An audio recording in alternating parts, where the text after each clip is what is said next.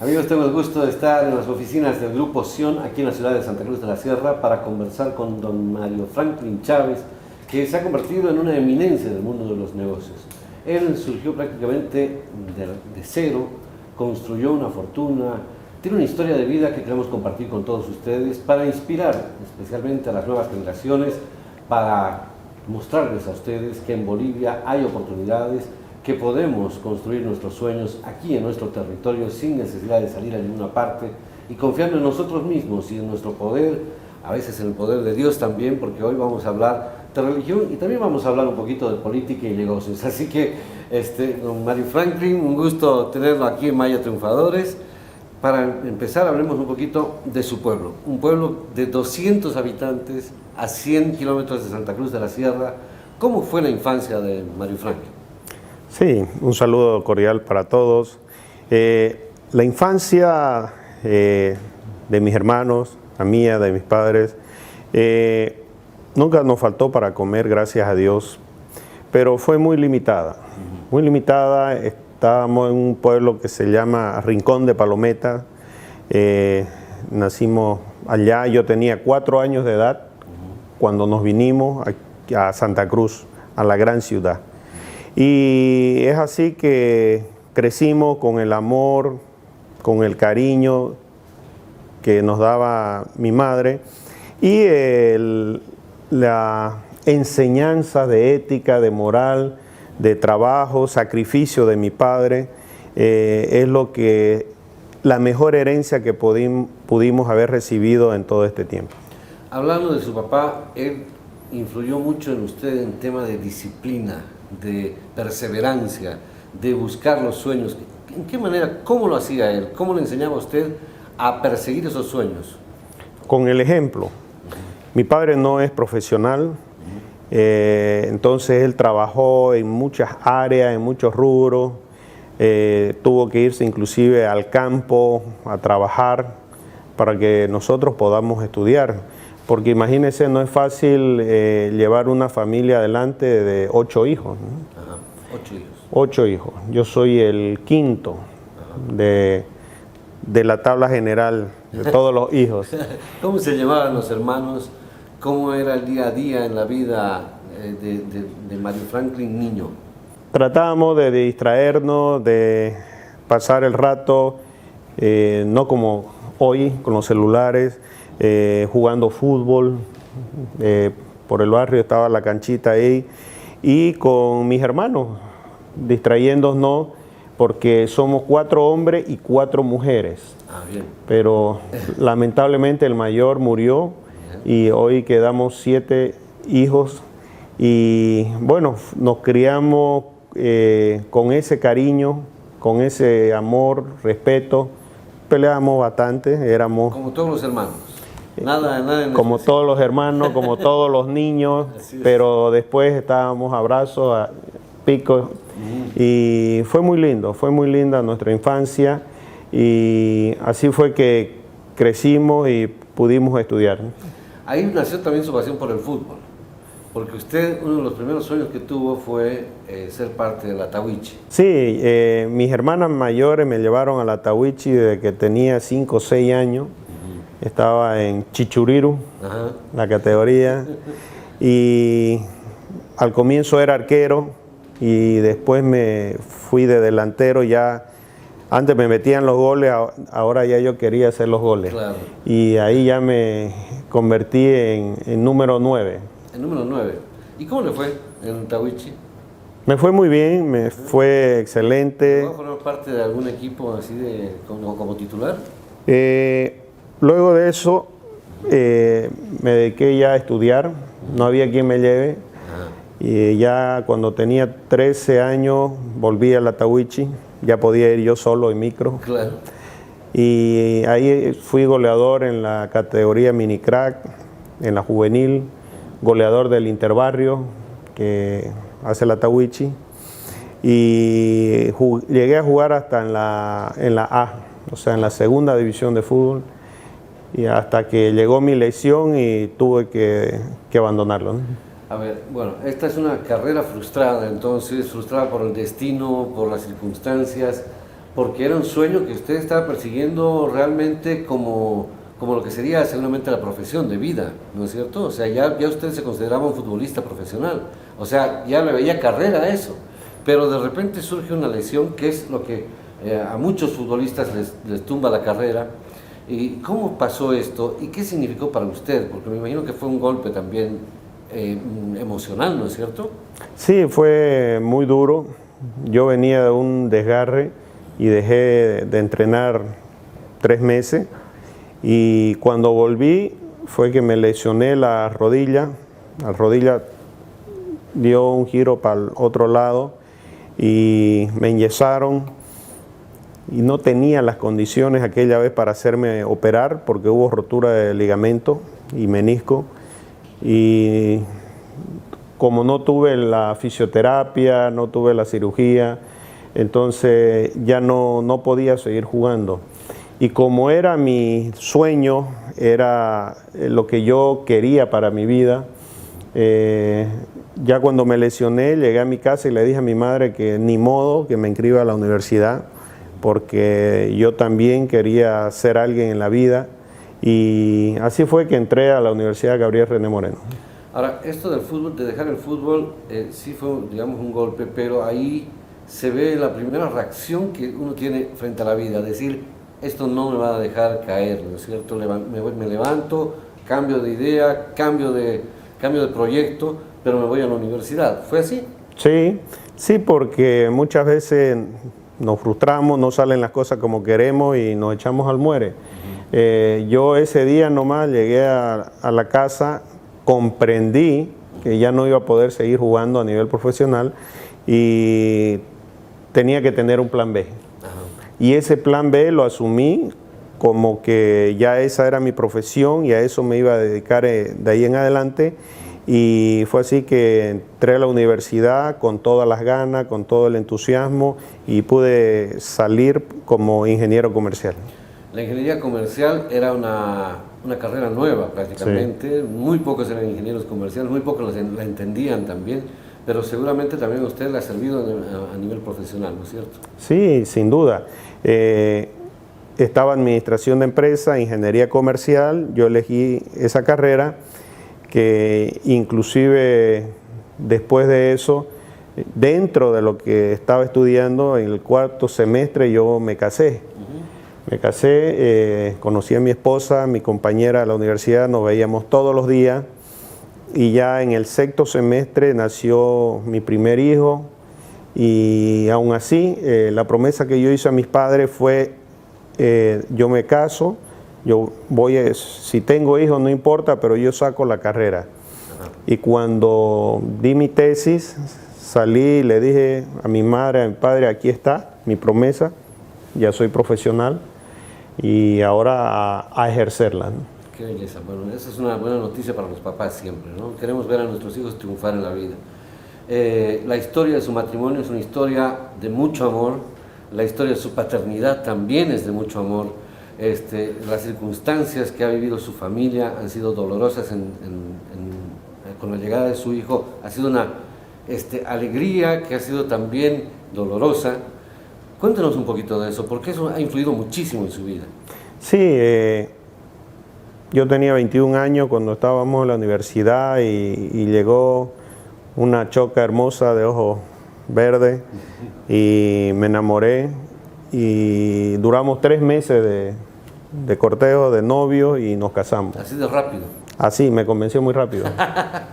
Bueno, qué bien. A ella le vamos a preguntar esa táctica para hacer otro programa. Así es. Y luego de eso ya quedó embarazada y nació mi hijo. Nació mi hijo y bueno, se rompió la bolsa cuando estaba mi esposa de 6 meses. El niño nació de 1,4 kg. Con los intestinos estaban prendidos, sus pulmones no habían madurado y me dijo el médico que tenía otra cosa más, pero eso era lo de menos, porque si él vivía, ya después íbamos a ver lo demás. ¿Qué era lo que tenía? Luego de 3 meses él sobrevivió, gracias a Dios, y nos dijeron que tenía síndrome de Down. Fue algo muy duro para nosotros porque no sabíamos, habíamos visto niños con síndrome de Down, pero no sabíamos, ya era convivir y sufrir con este niño diferente. Y nos costó 12 años aceptarlo. Así que durante 12 años fue que sufrimos bastante con la llegada de Sebastián. Ahora, Sebastián seguramente vino también a este mundo a enseñarles muchas cosas a ustedes, porque dicen que los niños que tienen síndrome de Down son también como ángeles que llegan, enviados de Dios para tocarnos el corazón, para cambiarnos la vida, para convertirnos en otras personas. Sí, lo más difícil fueron los primeros 4 años de que él vivía una semana en la casa y 2 semanas en la clínica. Vivía enfermo. Y después, en todo ese tiempo, la otra parte más difícil fue aguantar las miradas de la gente. Aguantar de cómo lo observan a tu hijo como un bicho raro, como alguien más o menos despreciable. Y eso es lo que dolía. Ya no era en sí el niño, ya era lo que la gente observaba. Cada salida era para recibir miles de puñaladas en el corazón con la gente que juzga, la gente que discrimina, la gente que trata mal a las personas diferentes. Así es. Nosotros inclusive nuestra tesis fue hacer un plan estratégico de desarrollo sostenible para la Fundación Síndrome de Down. Y eso lo elegimos para poder aprender e investigar mucho más sobre nuestro hijo. Claro. Ahí aprendimos y vimos cuán amoroso es, nos pudo adaptar el corazón, nos pudo hacer más sensible. Hoy en día, en todo el éxito que gracias a Dios nos ha dado, somos sensibles, entendemos a la gente cuando no tiene dinero para comprar un remedio, cuando su hijo está enfermo, la impotencia que un padre tiene cuando ve a un familiar suyo enfermo y no tener para pagar, no tener para comprar. Ahora, hablando de eso, esta enfermedad repercutió significativamente en la economía de su hogar, de su familia, llevándola prácticamente a la quiebra, ¿no es cierto? O sea, fue así literalmente. ¿Cuál fue el momento en el que usted dijo, ahora sí toqué fondo? La verdad no, lo del niño no me llevó a la quiebra, ya yo estaba quebrado. Ah, ya estaba. Ya estaba. Claro.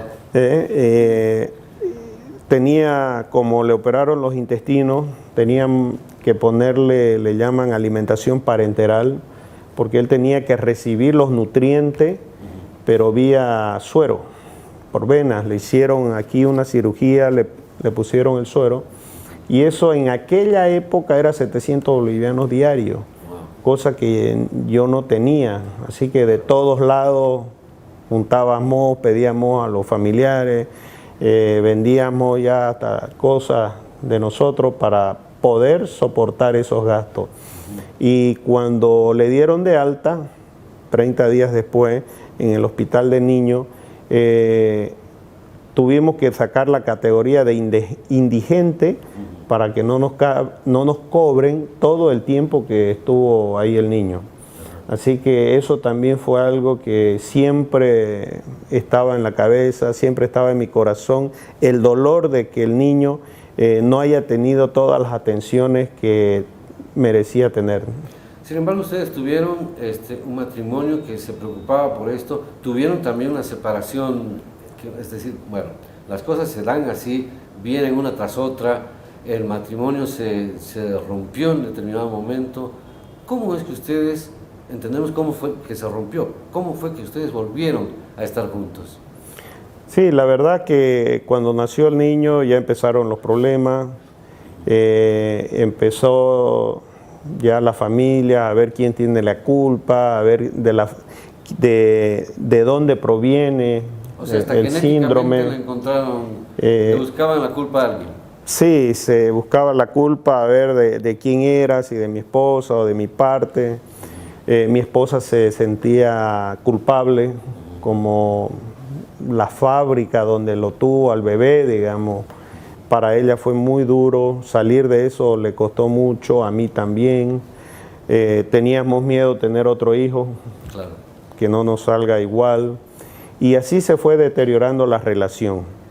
Y poco tiempo después nos separamos, estuvimos 9 meses separados. Mi esposa se fue a vivir donde sus padres, yo donde mis padres. Y fue muy difícil ese tiempo. Pero en esa época difícil también hay que levantarse. Yo me encerré donde mis padres, pero no a llorar, sino a planificar mi vida. ¿Qué quería? ¿Qué soñaba hacer? ¿Y cómo lo iba a hacer? De ahí salió mi planificación estratégica personal de cómo llegar a mi primer $1.000.000 de ahí a 10 años. Uno podría pensar, estás separado, no estás con tu esposa, con tus hijos, no tenés un peso, estás viviendo donde tus padres, pero cuando uno quiere, puede. Cuando uno se esfuerza y le pone sacrificio, pasión, se puede alcanzar muchas cosas. A ver, ahí vamos a hacer un alto porque yo quiero enfatizar en esto, en el plan.